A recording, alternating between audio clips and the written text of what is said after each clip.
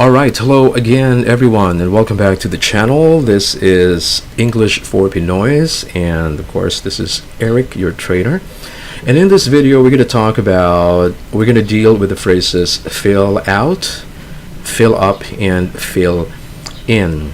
Okay, the reason why I chose these phrases is because these are phrases that we Pinoys, most of us, actually misuse or use incorrectly. Alright, for example, when we are handed out a form, whatever it is, if it's an application form, an enrollment form, we usually say, can you please fill up the form? Some of you watching this are probably guilty of using the same phrase, right? The question is this correct? Fill up the form. Well, it is not. Okay, believe it or not, fill up the form is not correct. Now, in order to understand why this is incorrect, we need to talk about what phrasal verbs are, because fill up, fill in, and fill out are all phrasal verbs. Okay, so what is a phrasal verb? Well, OxfordDictionaries.com defines phrasal verb as a verb that is made up of a main verb.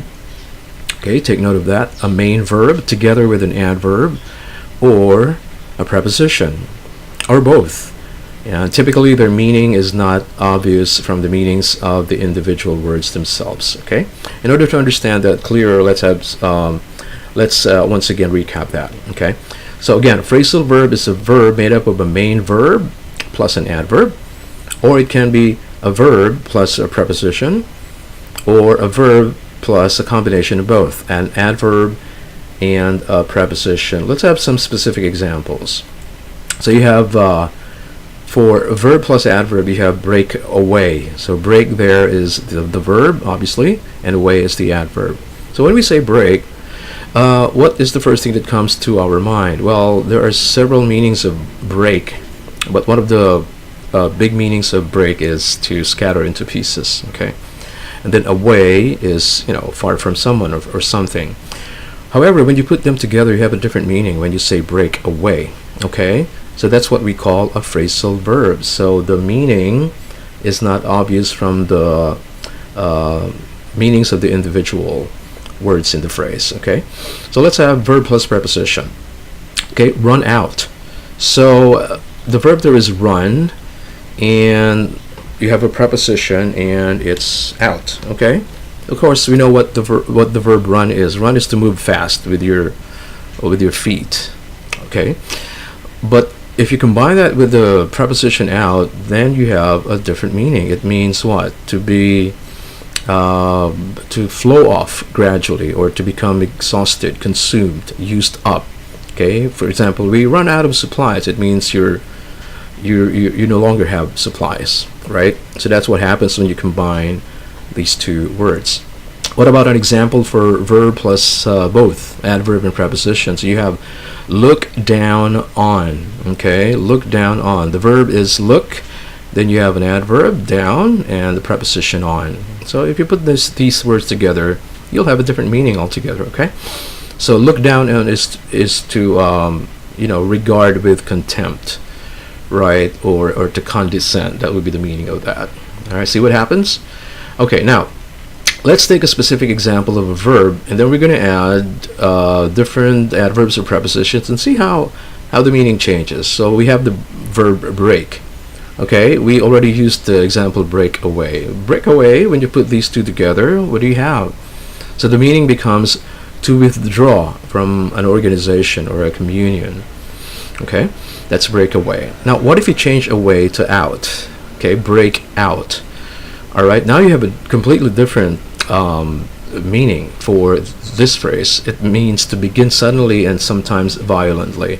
For example, a war or a scuffle broke out, on the streets. So that's break out. Break in. Now we're using the preposition in this time. So when you combine break and in, what do you get? It means to enter someone's property, whether it's virtual or real, in an unauthorized manner. Okay, usually with the intent to steal or commit a violent act, and usually we call that person a burglar. Okay, so a burglar broke into our house last night. That's the meaning. Now, what if you change again the particle? We call that a particle. The words that come after the verb, those are particles. What if you change it to through? Okay, now you have a different phrase again. Break through means to what? To penetrate, right? That's one of the meanings of that. And then you change the particle again to down, break down. Okay, now you have a different meaning again. It means to lose control of one's emotions. Or she broke down because of the sad news, right? As an example. Okay, now that we understand what phrasal verbs are, okay, again, phrasal verb, verb plus preposition, or verb plus adverb, or verb plus both, and when you combine the two, you have a different meaning. Now that we know what phrasal verbs are, let's go back to the phrase fill up the form, which again is incorrect. Why? Well, first let's deal with the phrase fill up. So if you combine the adverb up with the word fill, it means to make something full. Okay, so if you and usually you're dealing with volume here, all right, with something three-dimensional, and a form is not three-dimensional. It's just a piece of, it's a piece of paper. It doesn't have volume. Okay, so you cannot use fill up for that. So the meaning of fill up, if you combine fill and up, you have full, to make full. All right, for example, fill up the glass with water, as you can see in the picture there. Somebody's filling up the glass with water, so you fill it up. Okay, that's what it means. So that, therefore, you cannot use fill up when you're talking about, writing something on a form, okay, to provide details. That's not correct. So you should forget and actually say goodbye to using fill up when it comes to accomplishing or writing something on a form. Right, now let's deal with fill out. This is the correct phrasal verb to use. You're combining the preposition out with the verb fill.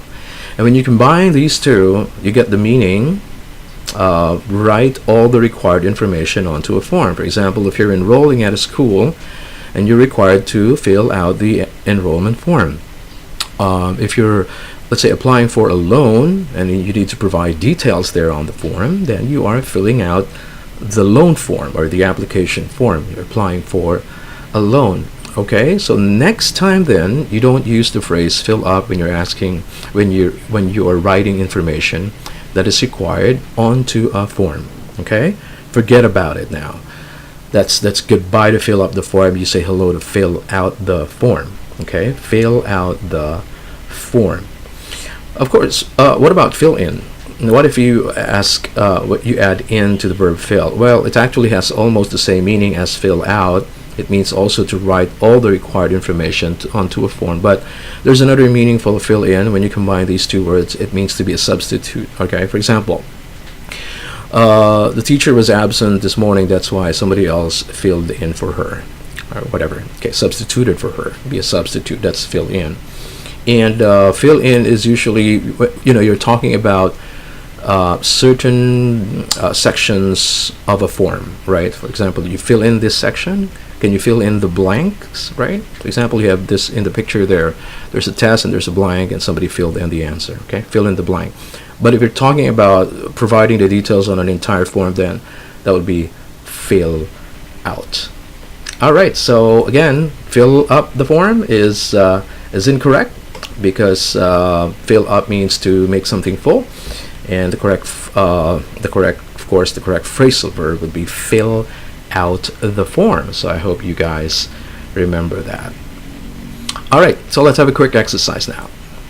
Is it fill up or fill out? And I'm sure, 100% sure that you guys are going to get this correctly.